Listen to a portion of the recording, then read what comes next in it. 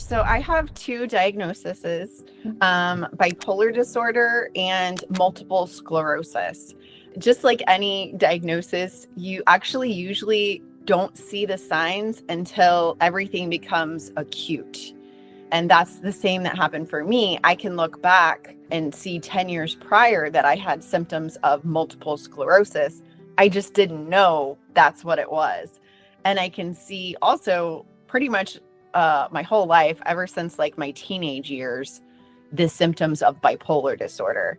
But for me, the first thing that came in was the bipolar that I was aware of. And it was gradual. It was difficult. There's so many different things, but it became debilitating in the fall of 2018. And so I was 39 years old. You know, I had already had my master's in clinical counseling, practicing as a therapist. And then for everything to just like come to a halt in my life was devastating. I had to move in with my mom. And then there in 2019, I turned 40 years old. And so there I was, 40 years old, living with my mom and not working. It was just debilitating. The way that I describe it is bipolar disorder is like a lens, and you see everything through that lens. It's not the circumstances that dictate your experience, it's your perspective. And so for me, everyone was against me. Everything was wrong. Everything was going to continue to be wrong. I couldn't get ahead. Like it was just this doom and this gloom and this torture, you know. At my most, I was on 900 milligrams of lithium, 80 milligrams of Prozac, 80 milligrams of Adderall to get out of bed every day, and then Ambien to sleep every night. And I still wasn't functioning. It did work in that it kept me out of the psych ward and it kept me from taking my own life. So for that, I'm extremely grateful for the medication, because I didn't take my own life and I didn't end up back in the psych ward. That is valuable, but that's not living. That's not functioning. That's just surviving. And thankfully, my brother reached out to me and told me about this lady that 10 years prior, she resolved her bipolar disorder by removing sugar and processed foods and eating more fatty animal meat. And I was just like, oh my gosh, like there's a chance that I could have hope, because I had been on all the psych meds. My story is a little bit different because 3 weeks into eating this way, I was hospitalized with multiple sclerosis. So a logical person would say, I started this all meat diet and now I can't walk, or now my symptom was acute dysphagia where I couldn't even swallow water. So my throat literally stopped swallowing. But I had this knowing that I was still on the right path and that ramen noodles and pizza was not the answer. So I'm going to keep on this path. And it was the best gamble of my life, because I started this February 2019. April of 2019, I had my last bipolar episode. No more after that. And then my last MS symptom was May 9th of 2019. So then I was able to walk again. I was able to swallow. I was able to talk. And then I went back to work full time in June of 2019. And my psychiatrist slowly tapered me off my psych meds.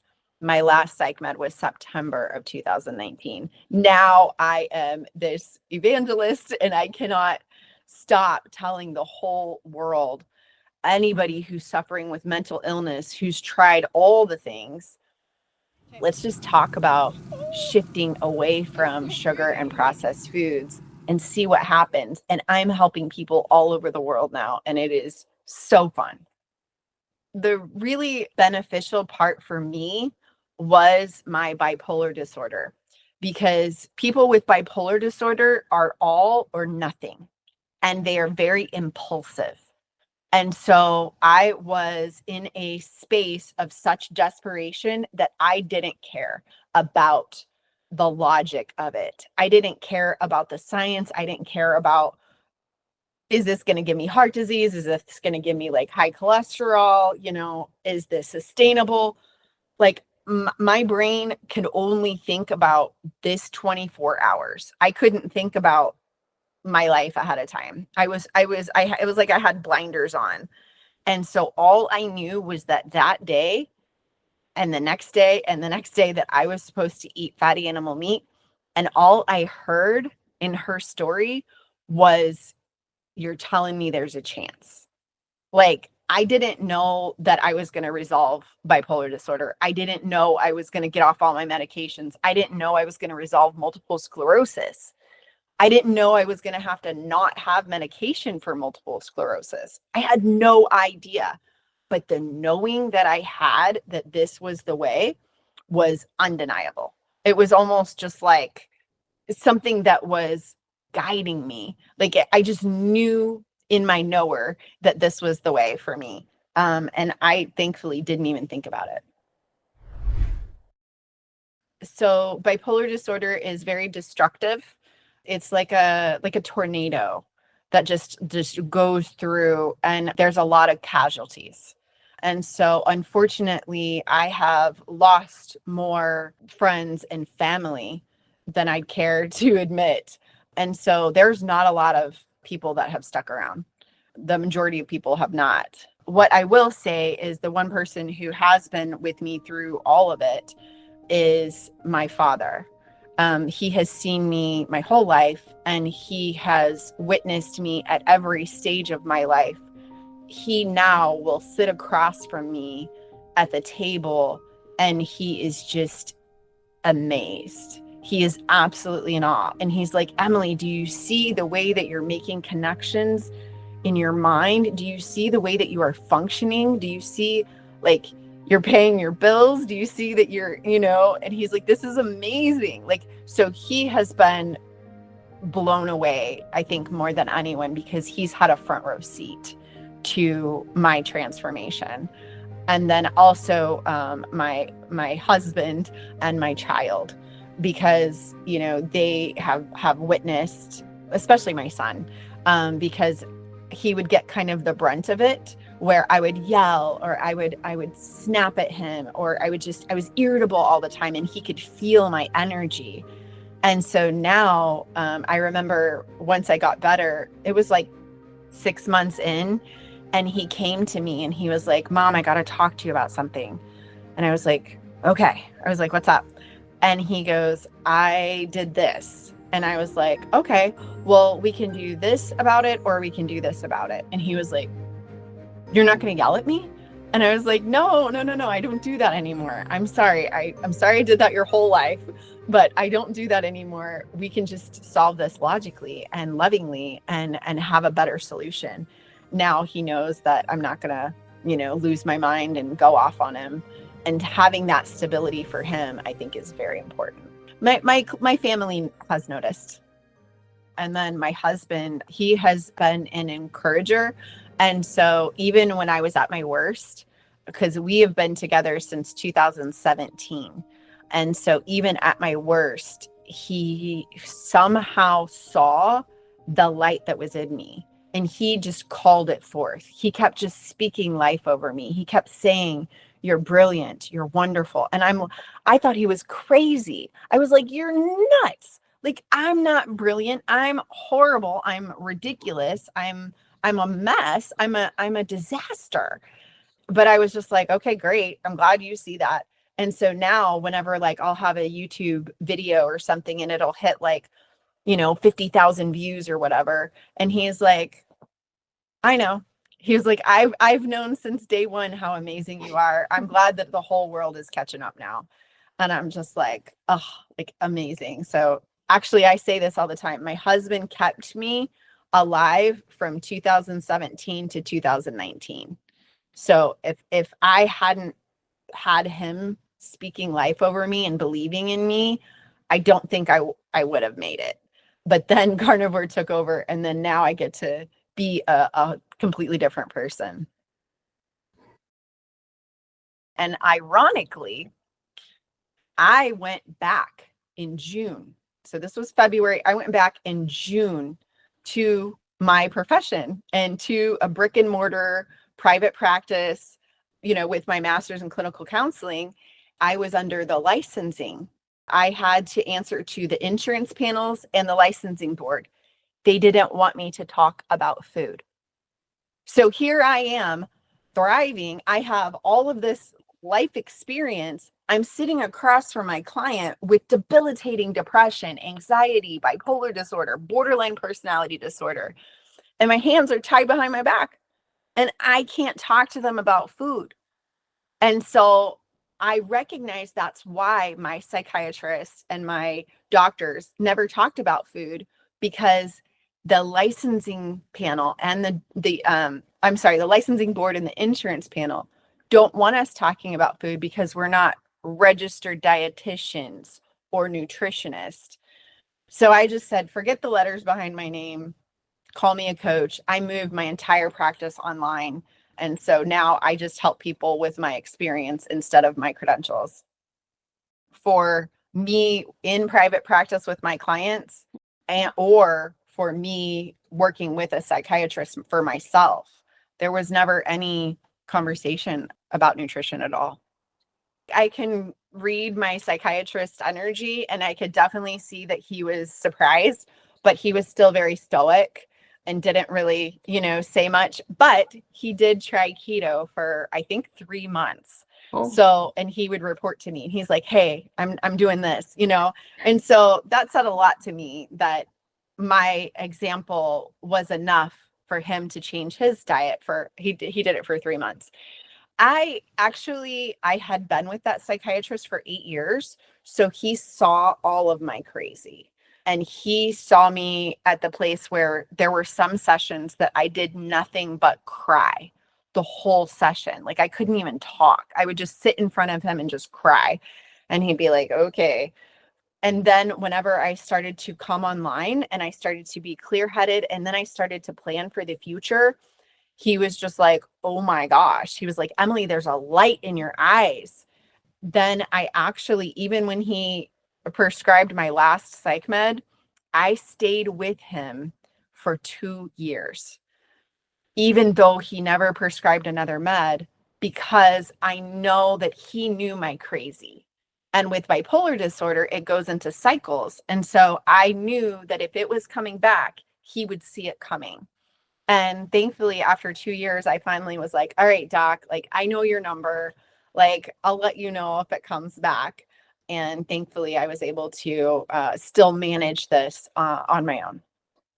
Yeah, I was glad. I wish he would have stuck with it, and I wish he would have implemented it for his clients. Like, I would love to talk. But if you think about it, that model, he is locked. He can't talk about food. I mean, maybe a psychiatrist could, maybe, because I think they have classes on nutrition. They might have one class on nutrition, but licensing board and insurance panels, they don't reimburse for nutrition education. I'm more like a monk. I don't want anyone to be like intimidated. I'm just on like a different mission in this life. So I wake up very early and I meditate for at least an hour every morning, first thing before I start, because I have to get that energy connection because of all that I'm pouring out into my clients all over the world. I take that mission very seriously, and so I stay prepared. Just the fact that I can do that now is a blessing. It's such a blessing. But I wake up and then I connect into spirit, and then I go about my day as far as getting my child, fed breakfast and pack his lunch and get him off to school. And then even if it's cold, I do it at least 10 minutes. On a good day, I do it for 30 minutes or 45 minutes. And I put my bare eyes, no glasses, no contacts, in the sun. I've been doing that since April of 2020. That meditation and that grounding and the sunlight practice is very, very important to me. I just recently got a red light panel. And so now I try to do 2 sessions of that a day as well, just especially to get through the winter. I usually eat around noon. And so I eat usually like just fatty beef, pretty much a roast or a steak or brisket or just burger. And then I go about the rest of my day. And if I'm really hungry, I'll eat again in the evening. Sometimes I just eat at noon, and that's pretty much it. The only other thing that I did just recently reintroduce is I had a urinary tract infection and a kidney infection, and I had to be hospitalized, and I had 2 rounds of antibiotics. And when I did that, it wiped out my gut biome. I got depression again for a month and a half. And it was devastating because I was still eating fatty animal meat. And I was like, what do I do? So I discovered Dr. William Davis and the L-Reuteri, that I make his L-Reuteri yogurt. And so I have 6 ounces of L-Reuteri yogurt every night before bed. And so that's what I do. And then I wake up and do it all over again. And I didn't mean to, but I lost 120 pounds, and that wasn't even my purpose. My purpose was to get my mind back and then to be able to walk again. And then the side effect was that I lost 120 pounds. And so people look at my before and after pictures of the weight and they're like, oh, that's amazing. I'm like, you have no idea. That's nothing. The weight is nothing compared to the internal before and after. It's everything. And I have noticed a lot with fasting. At first, it was unintentional. It just happened where I would just forget to eat lunch, or I would get all the way through the day and I would be like, oh, I didn't eat today. Like I wouldn't, at first I didn't plan it. I was just so satiated on all the food I ate the day before. I wasn't experiencing hunger. And then my spiritual practice led me to intentional fasting. And oh my goodness, the power that I have in the spiritual realm, in being able to connect with God or with source or whatever you want to call it, and my spirit guides was so worth it. It was so amazing. And I could never do that in the past because I was constantly usually eating every 2 to 4 hours. And so it just consumed me and my blood sugars were just going all over the place. But since I was sustainable, now fasting is my superpower. Like I can do it and you wouldn't even know. I could be 5 days fasted and talk to you just like this. And you would be like, what? You're 5 days fasted? And I'm like, yep. I'm like, let's go. And so it's no problem now because I've conditioned my body to get to that place. Like there's mental clarity, but to have the spiritual clarity is like everything, absolutely everything. That once I experienced that mental clarity, I was addicted because I was just like, oh, this is what it feels like to like be in the flow and have your brain work. And it felt so good. There's been low moments that I look at other people with their easy lives and I think, why can they have it so easy and I have it so difficult? But it's so funny because it wasn't until everything cleared for me that I realized they are playing with a completely different set of cards. That whenever you feel that fog lift, you feel that depression lift, it's just like, oh, no wonder you can go to work every day. No wonder you can be consistent in your relationships. No wonder you can be, kind and thoughtful because you're coming at it from a different set of tools. I recognize now that it wasn't that I was a bad person. It was just that I was covered up with this heaviness of mental illness. And then once I got out from underneath that, I realized that that's why other people have it easy and can do things differently.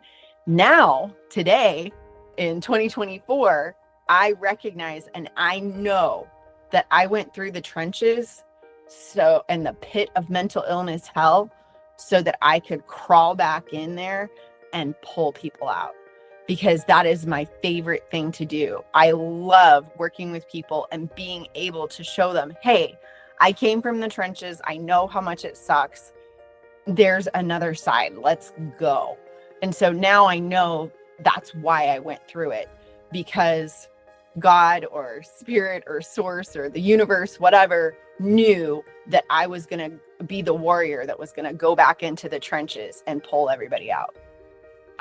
What very profound happened whenever I sat in my meditation and I thought about all of the torture that I'd been through for 40 years. And I said to myself, I would do it again. I would do it all again. I would take every tear. I would take every suicidal moment. I would take all of the darkness all again to be in the position that I'm at now. Not only to know myself, but to be able to be a reflection to those suffering and say, there is hope. I'll never forget, I met with a 23-year-old girl. She didn't want to meet with me. Her parents had hired me. She was mad. She had just come out of the psych ward and she had, a couple of suicide attempts. And she was just like, I don't know why I'm here. And so I was like, have you heard my story? And she was like, no, I don't know you. And I was like, okay, great. Let me tell you real quick. And so I just talked for like 5-10 minutes and told her my story. And all of a sudden she goes, you're me. That means that I can be you. So there's hope. And I was like, yes, there's hope. There's hope. And she was just like, okay, what do I have to do? And like, just going into that resistance and being able to show people that light in the darkness that's why I came to earth. Like, I know that's why I came to earth. There is no greater joy. So therefore I will go back to any of that darkness and that heaviness because of the joy that I get to experience now.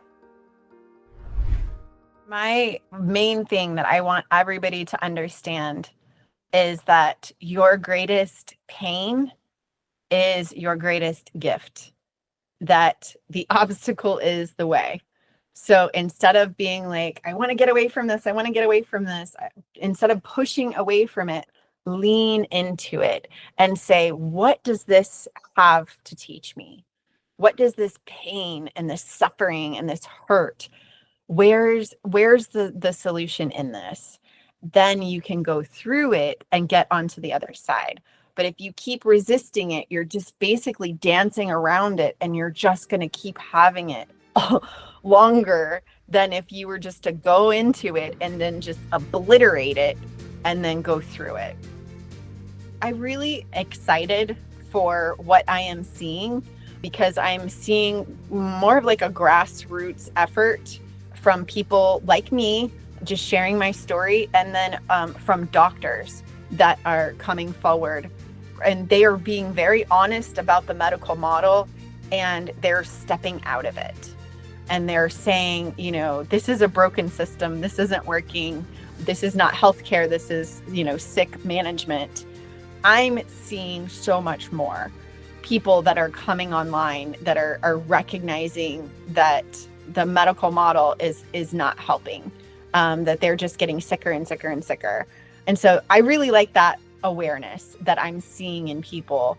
And that's why I keep doing interviews like this. That's why I keep talking. I keep sharing my story, because I know that is what is going to move the needle in the right direction on this.